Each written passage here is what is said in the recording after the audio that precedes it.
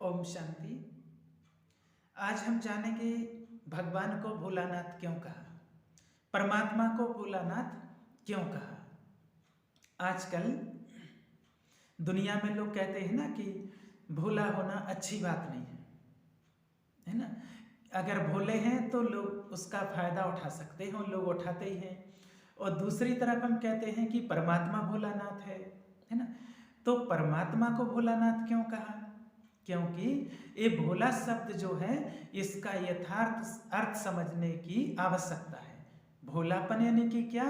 परमात्मा को भोलानाथ इसलिए कहा क्योंकि वो हर मनुष्य आत्माओं की भूलों को माफ कर देता है। हम चाहे कितनी भी भूली करें, कितनी भी गलतियां करें, लेकिन फिर भी भगवान एक समान प्यार करता है ना। सबसे प्यार करता है और सबकी भूलों को वो माफ कर देते हैं, है ना। क्योंकि भगवान है भोलानाथ और भोलानाथ सबकी भूलों को माफ कर देता है, इसलिए उसको भोलानाथ कहा गया है ना। आज इंसान किसी की भूलों को माफ नहीं करता है।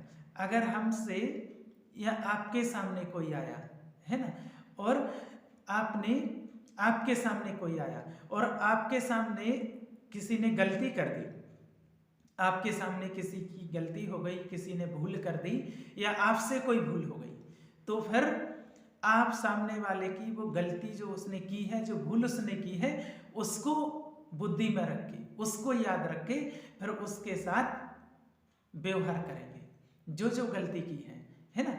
या कोई अनुचित व्यवहार किया है तो उस व्यवहार को याद करके, बुद्धि में रख करके और फिर उससे व्यवहार करते हैं, है ना।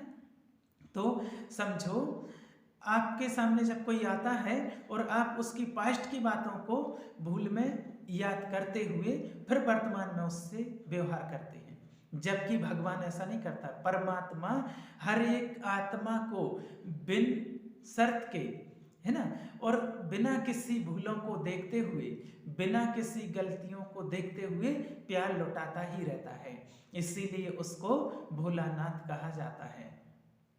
आज देखिए, संसार में सिर्फ एक ऐसी हस्ती है ना। संसार में सिर्फ एक ऐसी हस्ती है जिसको बिना कुछ, वो सबके ऊपर प्यार लौटाता ही रहता है, इसलिए उसको भोला कहा।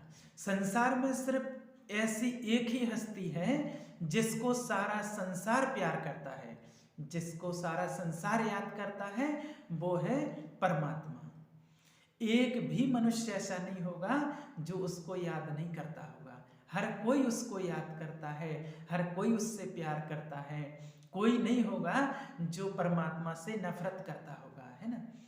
जीवन में अगर कोई समस्या आ जाती है तो पहले तो इधर उधर भागते हैं, है ना, लेकिन अंत में उसको ही याद करते हैं, क्योंकि पता है वो ही है जो मेरा साथ दे सकता है, जो मेरी मदद कर सकता है, और किसी की भी ताकत नहीं है इस संसार में और जो मुझे समस्या से निकाल सके। इसलिए परमात्मा को भोलानाथ कहा जाता है।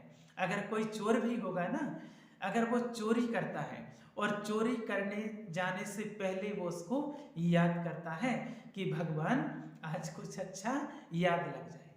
करने जा रहा है गलत कर्म, लेकिन याद कर रहा है भगवान को। तो भगवान एक ऐसी हस्ती है जो ना देखता है कि ये चोर है, ये पापात्मा है ना, ये कौन है। सिर्फ वो देता रहता है, सबको प्यार देता रहता है, सबकी भूलों को माफ करता रहता है, हमारी भूलों को माफ करता है, हमारी भूलों को भूल जाता है, इसलिए उनको कहा जाता है भोलानाथ। तो क्या हम उनके जैसे नहीं बन सकते हैं? अगर हम चाहते हैं कि दुनिया जैसे परमात्मा को स्नेह और प्यार से याद करती है, ऐसे हमसे भी प्यार करे, हमें भी स्नेह करे, तो हमें भी परमात्मा के जैसा बनना पड़ेगा। वैसे वो हमारे पिता हैं, तो बच्चे भी कैसे चाहिए, कैसे होंगे? पिता के जैसे, है ना। तो हमें भी लोगों की भूल को देखते हुए, ना देखते हुए, माफ करते हुए, है ना, सिर्फ परमात्मा की तरह स्नेह, प्यार और स्नेह सब पर लौटाना है, सबको देना है ना। जब हम ऐसा करना शुरू करेंगे, सब आपसे प्यार करना शुरू करेंगे, सब आपसे प्यार करेंगे। जैसे वो लोग परमात्मा से प्यार करते हैं, परमात्मा को याद करते हैं, ऐसे आपसे करेंगे। तो मांगने की आवश्यकता नहीं है आपको, सिर्फ उसके जैसे भोला बनना है आपको। मतलब लोगों की भूलों को, लोगों के व्यवहार को भूलते जाना है, उनकी गलतियों को याद नहीं रखना है। तो लोग आपसे ऑटोमेटिकली ही स्नेह से आपसे जुड़ते जाएंगे और, है ना, आपसे प्रेम करने लगेंगे, है ना।